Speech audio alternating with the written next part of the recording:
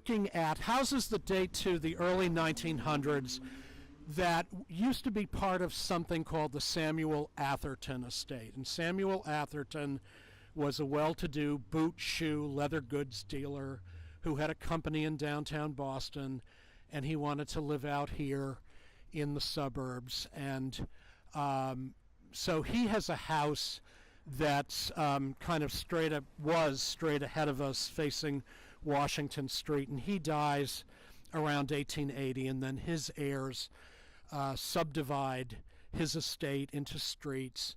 And there's one developer in particular, Frank Powell.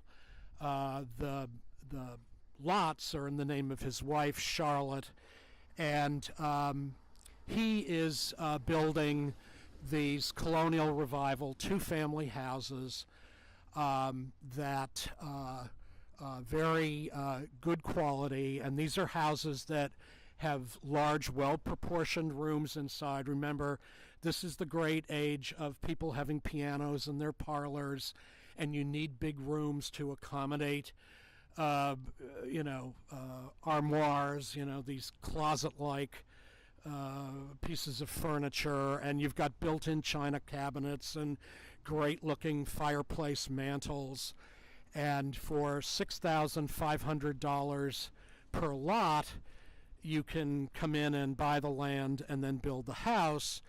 And I have to say that the Grove Hall, together with West Somerville, is one of the great places to see quality two-family housing. That there are certain parts of cities that, for whatever reason, the two-family is the go-to housing type. In other parts, it's going to be the three-decker. And then, the single family comes before these multifamily forms. But, just looking at the design here, you've got, looking up at the top, you've got what's called a swan's neck scroll pediment on top of that dormer that's part of the roof up there. That's very colonial revival. The colonial revival's heyday is the 1870s. Let me just say that the colonial revival really never has gone out of style. It's still used for banks and supermarkets, and but it starts in 1876 when America celebrates its 100th anniversary as a free country, and we're looking backward at where we've come from.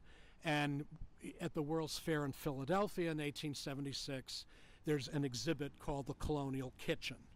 And so there are people in period dress, and they're operating butter churns. And okay, not to get off into that, but my point is that people start to take their own architecture seriously in this country after they've been copying European styles for decades. And so they're looking at their own architecture. They're